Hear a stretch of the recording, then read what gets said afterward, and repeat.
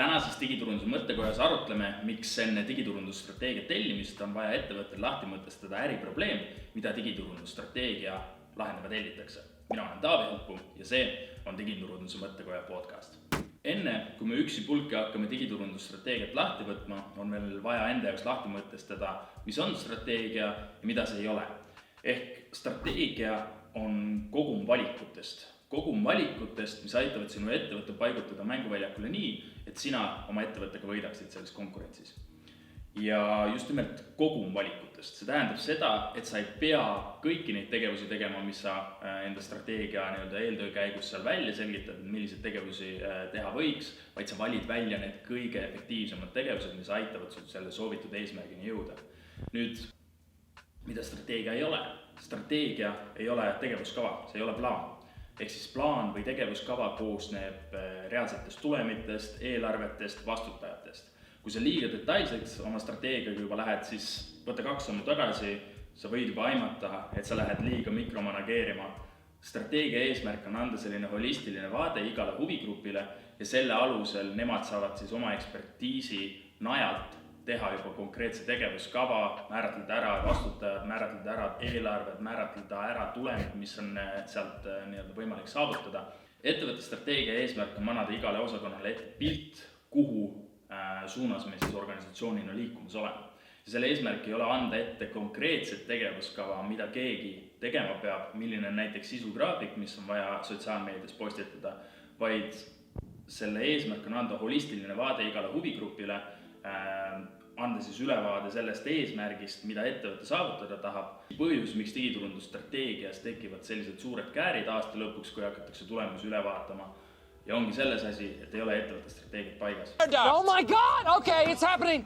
Everybody stay calm! What's the procedure, everyone? What's the procedure? Stay calm! Juhtkonna tasandil ei olda ühel lehel, mida täpsemalt siis ettevõtte puhul soovitakse tulemitena siis aasta lõikes saavutada.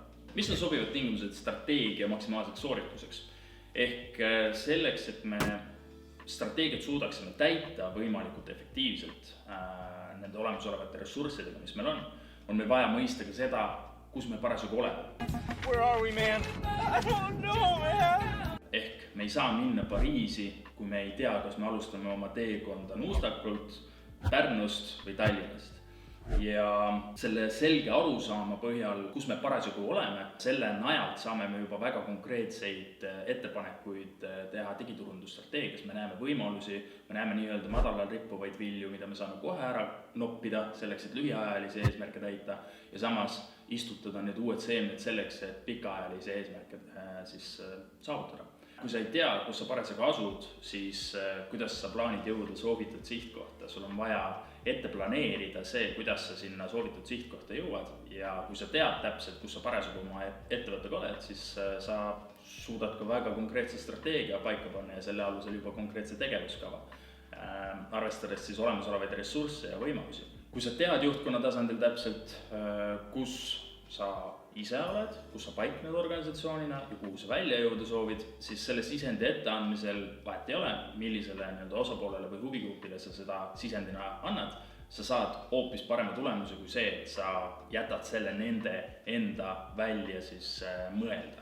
Ehk digiturundusstrateegia mõistes me saame ka väga palju informatsiooni ettevõtte strateegia olemasolust. Selle iseloomustamiseks ma toongi välja täna Roger Martini 5 sellist põhiküsimust, mida tema soovitab ettevõtetele strateegias paika panna, selleks, et oleks selline suur holistiline vaade olemas.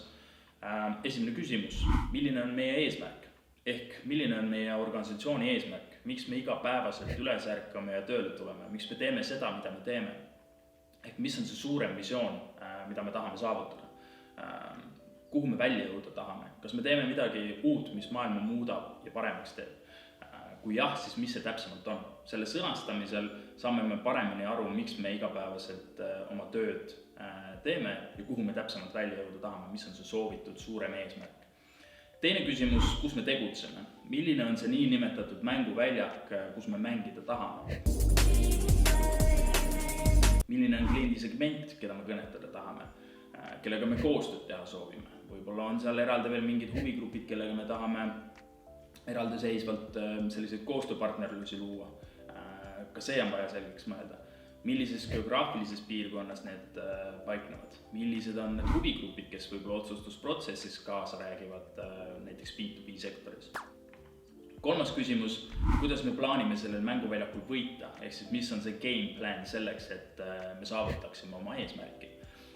Selle jaoks on vaja siis mõelda, mida me peame selle eesmärgi saavutamiseks tegema, et teistest konkurentidest eristuda, mida me peame tegema teistmoodi selles olemasolevas kliendisegmendis, võib-olla on midagi, mis aitab meil eristuda paremini, millele konkurendid ei ole veel mõelnud, kuidas me täpsemalt nendest konkurentidest eristume, millist probleemi me lahendame ja kelle probleemi täpsemalt lahendame, mida me tahame, et nad teaksid meist, ehk siis kliendisegment, mida me tahame, et see kliendisegment meist teaks ja kuidas seda täpsemalt neile selgitada. Neljas küsimus, millist võimekust meil selle eesmärgi saavutamiseks vaja on? Ehk kas meie praegune võimekus on sobiv selleks, et seda soovitud eesmärki täita või mitte, millised ressursid meil selle võimekuse parendamiseks on, kas meil üldse on neid ressursse, milliste ressurssidega me arvestama peame, kas me saame majasiseselt hakkama või on meil maja väliselt abi vaja, kas peaksime mõne uue tarkvara kasutusele võtma näiteks, kui soovime saavutada paremat eesmärki ja me näeme, et meil on andmestik, meil on vaja seda andmestikku nii-öelda töödelda, siis kas meil on olemas sobiv tarkvara selle andmestiku töötlemiseks, et selle najalt siis võtta vastu näiteks paremaid juhtimisotsuseid. Kas me peame otsima strateegilise koostööpartneri või süübima ise nii-öelda sellesse tegevusse rohkem sisse või sellesse valdkonda rohkem sisse majasiseselt neid ressursse sinna koondama ja kas meil on üldse know-how olemas selliste teemade jaoks või peame me võtma siis lisakoolitusi, õpetama inimesi välja selleks. Ja viies küsimus, millised juhtimissüsteemid on vajalikud selle eesmärgi täitmiseks ehk kas meil on olemas erinevad juhtimissüsteemid, mis toetavad kõiki seda eelnevat 4 punkti. Kui ei, siis mida me peaksime teisiti tegema selleks, et meil oleks see juhtimissüsteem olemas? Kas siis, kui me uued inimesed tööle võtame, kas meil on olemas konkreetne süsteem paigas nende inimeste väljakoolitamiseks, kas meil on olemas nende töö jälgimiseks, nende töö monitoorimiseks konkreetsed süsteemid, mis aitavad meil siis selle alusel neid toetada ja neid juhindada siis seda soovitud eesmärki täitma. Nüüd, kui me oleme need 5 küsimust enda jaoks lahti mõtestanud, on meil ettevõtte strateegia holistiline vaade olemas. Ja selle najalt on meil juba hea liikuda edasi eeltöö juurde, mis annab meile võimaluse siis lõppkliendi kaudu paremini aru saada sellest, kus teie ettevõtte parasjagu on. Ehk lõppkliendi mõistmise juures me räägime just kliendi intervjuudest, me saame aru tänu kliendi intervjuudele, kuidas kliendid teie ettevõtet näevad, kuidas nemad positsioneerivad teid turule ja läbi selle me saame paremini aru teie praegusest hetkeolukorrast. Ja teades, kus sinu klient paikneb, mida ta täpsemalt teeb, milliseid sõnumeid ta täpsemalt saab, mis liigutab nii-öelda seda nõela heinakuhjas, siis on sul võimalik ettevõttele luua seda lisaväärtust läbi kliendi. Kuna ettevõtetes kliendi info kogumise ja selle analüüsiga igapäevaselt ei tegeleta, siis tulebki läbi viia kõigepealt see eeltööprotsess, mis võtab aega, nõuab ressursse, nõuab arusaamist, nõuab inimest või tiimi, kes kogu selle klientidega seonduva info nii-öelda kokku kogub ja seda siis analüüsima hakkab ja hiljem paketeerib siis selle arusaadavasse keeldega juhtkonnale või erinevatele huvigruppidele siis ettevõtte sees. Ja esmalt tulekski läbi viia kliendi intervjuud, et paremini mõista, kes su klient on, mis on tema erinevad rollid tööpositsioonil ning mille eest ta vastutab, kui me räägime just B2B sektoris. Järgnevalt on mõistlik paika panna siis erinevad persoonad, kes sinu potentsiaalsed kliendid on ning mõtestada see töö, mida nad sind teostama tellivad ehk job to be done. Sellele järgneb konkurentsianalüüs, mitte selles mõttes, et teie ettevõtte siseselt kaardistate ära konkurendid, kellega te turuosa nimel võitlete, vaid ikka need konkurendid, kellega sinu ettevõte võitleb sama teenuse, toote või nii-öelda tellitava töö ehk job to be done'i eest siis kliendi peas. Ja sisendi konkurentsi analüüsiks saab mõistagi kliendi intervjuudest, klientidega suheldes ja hoolikut märkmeid tehes me saame juba väga selgelt aru, et millised on need konkurendid, kellega teid tihti võrreldakse, kuidas teid positsioneeritakse nende konkurentide kõrval ja selle käigus tekibki parem arusaam, kellega sa täna oma ICP ehk siis ideaalkliendi profiili tähelepanu eest võistled ning millistel tingimustel täpsemalt. Kas see kogu võistlemise, konkureerimise efekt läheb kokku selle ettevõtte visiooniga, selle ettevõtte suurema holistilise vaatega. Kui ei, siis on vaja seal korrektuure teha, kui jah, siis on juba väga hea põhi või vundament siis digiturundusstrateegia jaoks ka olemas. Rääkides lõplikust digiturundusstrateegiast, siis ongi meil vaja luua holistiline vaade ka digiturundusstrateegiale, kombineerides siis omavahel ettevõtte strateegia ja lõppkliendi mõistmise. Ehk eeltöö ja ettevõtte strateegia loovad ohtrad potentsiaalsed võimalusi digiturundusstrateegia jaoks ja siinkohal ongi mõistlik säilitada kainet meelt või kriitilist meelt, et öelda endale, et kõik, mis särab, pole kuld. Strateegia nagu ka digiturundusstrateegia on kogum valikutest, mis aitavad meil siis lõppeesmärgile lähemale jõuda siis olemasolevate ressursside piires ja kasutades selleks siis lihtsalt digikanalid või digiturunduslikke võimalusi.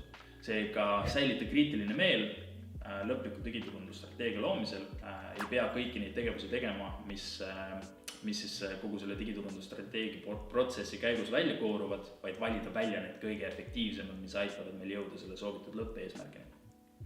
Ja lõplik digiturundusstrateegia annab sulle hea ülevaate näiteks sellest, millist osa ettevõtte strateegilisest eesmärgist digiturundus tänaste ressursside ja võimaluste juures täidab ning millist võimekust on meil vaja edaspidi selleks, et seda soovitud eesmärki täita. Milliste sõnumitega digiturundust teha, annab vastuse küsimusele, millised on erinevad klientide teadlikkusastmed, millega siis tasulist reklaami tehes arvestama peaksid. Lisaks, millistes kanalites peaksid sisu looma, et oma ICP-d kõnetada, millises formaadis seda sisu looma peaksid, et sõnumit maksimaalselt tarbitaks. Ja milline näeb välja kliendi otsustusprotsess ja kes seda täpsemalt mõjutavad selleks, et me saaksime näiteks B2B sektoris enne seda, kui me kliendiga üldse laua taha jõuame, siis iga huvigruppi juba kõnetada ja anda neile mingi konkreetse hariva materjali ette, et nad saaksid tutvuda siis meie väärtuspakkumise või siis üleüldiselt meie mõtteviisiga. Loodan, et selle podcasti lõpuks on sul tekkinud hea arusaam sellest, mis see digiturundusstrateegia on ja mida see ei ole, miks on vaja esmalt ettevõtte strateegia paika panna selleks, et üldse digiturundusstrateegiat luua ja miks on vaja lõppklienti tundma õppida selle digiturundusstrateegia käigus, kuidas see lõppkliendi tundmine annab meile lisaväärtust digiturundusstrateegia loomisel. Teades, miks ja mida sa täpselt teed, annab sulle suurema võimaluse õnnestumiseks, kui lootes, et tabad loteriis õiged numbrid. Mina olen Taavi Alpuu ja see on Digiturunduse mõttekoja podcast. Like cherry on top,